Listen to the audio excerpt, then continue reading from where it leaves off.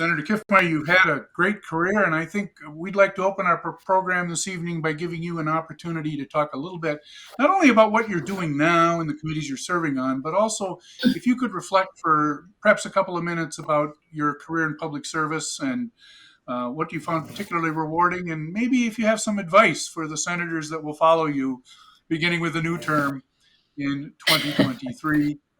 We'll see that they get that advice. Whether they'll follow it, who knows? But the floor is yours. We'd like to hear from Thank you so much, Barry. It's been a pleasure all the years that we have known each other. We've gone through many scenarios and circumstances and things that happened or don't happen. But it's always been great. You're consistent, cheerful, and very well known and well regarded attorney, and especially now as a Supreme Court justice. Much appreciated. By the way, my uncle was a Supreme Court justice in North Dakota. And my uncle had a big impact on my life because he actually cared about my future. And he'd say to me, well, what about your future?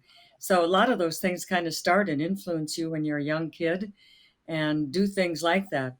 But, the years that I have served, I think more and more each year that's gone by, my appreciation for the process and for the people who take the time to do this.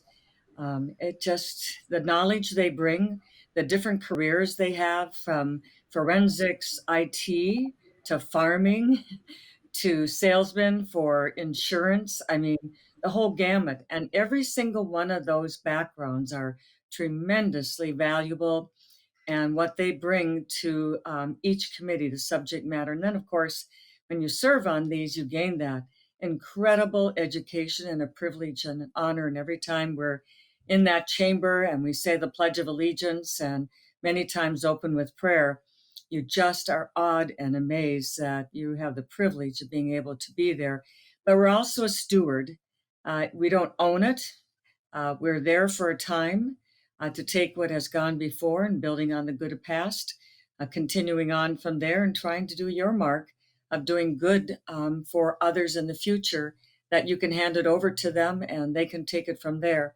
But it's just been a tremendous privilege and honor. And I would say my biggest bit of advice, and I've told this to many, do your homework, read your bills, come prepared to the committee, be in the committee full time, listen, pay attention, ask questions, be thoughtful, that sort of thing. It's like, well, let's see. I think we were told to do our homework quite a number of years ago, and here we are still doing homework. But a lot of the people would say, the success and some of the things of getting done. I said, I just do my homework. I come prepared, work really hard, and then say a little prayer along the way too, because sometimes it looks pretty tight and pretty not so good. But great privilege just to be able to be there and do the work.